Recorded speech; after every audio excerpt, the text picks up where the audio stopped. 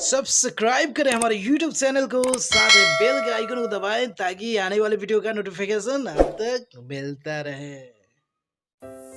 Hello friends, स्वागत है आपको हमारे YouTube चैनल एनके टेक्निक में। जी हाँ, और आज मैं आपको बनाना सिखाऊंगा गुलाब के फूल कैसे बनाते हैं और कमल के फूल कैसे बनाते हैं, बिल्कुल आसान तरीके से। जी हाँ, वो भी पेन पेंसिल से। अगर आप चाहें तो अपने बच्चों को भी इसे बनाना सिखा सकते हैं, बिल्कुल आसान तरीके से। और मैं अपने चैनल पर ऐसे टिप्स और ट्रिक्स और टेक्निक्स लाता रहता हूं ताकि आप अपने घर पर रह कर ही अपने दिन को बहुत ही खूबसूरत और शानदार बना सके। मैं हूं तेज और आप देख रहे हैं हमारे YouTube channel NK technique. It's my technique. देखते रहिए, सीखते रहिए। तो चलिए शुरू करते हैं। और आपने अभी तक हमारे वीडियो को लाइक नहीं किया तो वीडियो को लाइक कर दीजिए।